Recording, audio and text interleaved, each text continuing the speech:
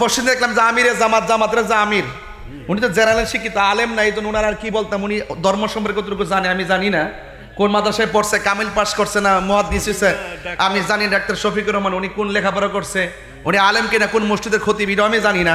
এই জন্য ধর্মের ব্যাপারে ওনার কতটুকু জ্ঞান আছে আমি জানি, তবে মিষ্টি মিষ্টি কথা বলতে পারে।